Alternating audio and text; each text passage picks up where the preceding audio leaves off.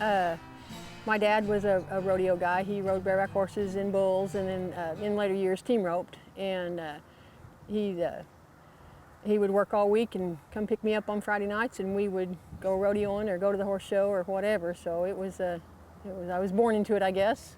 And I can't remember any time not wanting to ride horses. As most of us do, we had lots of ponies and lots of Wild West tales to go along with ponies, and getting bucked off or getting wiped off on a tree or something like that. But I had a quarter horse that was the son of 3 bars. His name was Country Flash. I called him Louie. He was my Louie. He was the first horse I had that really made me think, I think I can do this. In fact, I think I was at a horse show and my dad was in a hurry to get to the team roping, and I had won some equitation classes and pleasure classes on Louie, and we were hurrying to get to the roping, and my dad won the roping, and he was counting his money on the way home, and I was looking at my ribbons, and I thought, I think I'd rather have money than ribbons. So that was what really kind of got me going. In the barrel industry, we're pretty much a big family. You know, we do fuss, we fight, and we get mad at each other, but I'd say 90% of the people that I know in this industry, if you needed help, they'd be there for you. I don't know, I get pretty choked up when I win. You know, you always admire all those wonderful people before you, and you realize how hard they worked to get there.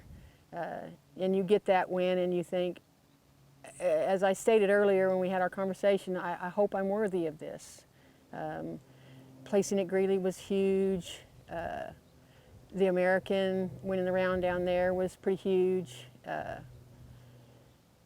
won Loveland, Colorado, and my brother-in-law Richard Rule has passed away from cancer in 2017, and that was the first year they had it without him.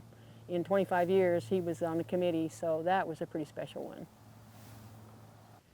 Yeah, it's a tough one. There's a lot of wonderful people out there. Anybody with good horsemanship, you know, somebody that trusts in God and is guided by faith. You know, of course, you want that in your life. There's a lot of great people out there. You know, I'm grateful to Billy Perrin for teaching me things that he taught me, and my dad, of course, and my husband's sincerity and kindness and encouragement, and my family. You know, they're important, real important. A huge thank you to Cool Speed Feed, Echo Resp, and 5 Star Pads believing in me and giving me support, and I just started using the Echo Resp. Didn't know a lot about it. I'm not a big one on using lots of supplements, but I think it has made a huge difference in Valor's ability to have plenty of air and run. But Cool Speed Feed and 5 Star, thank you for believing in me.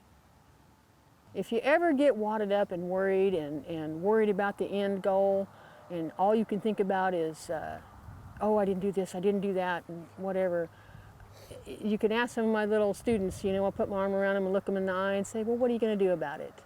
You're going to relax, you're going to open up everything, get quiet, and just ride. Get away from the barrels and just ride, just quiet time. If you ever want to quit winning, you quit learning. So I like every discipline.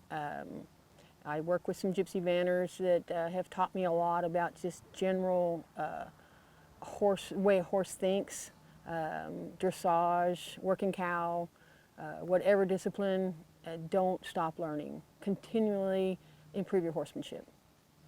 Choose somebody that you respect, that has a good reputation, that is good to their animals. Learn to be good to your animals. Learn all you can about horses and how to ride them, what works, what doesn't work, and have patience, a lot of patience, and never give up. You know, I spent my whole life raising my children and working with my husband, and had lots of nice horses, but I sold them because I needed to, and I didn't have time to go on the road. And here I am over 60, and it's my turn. So never give up.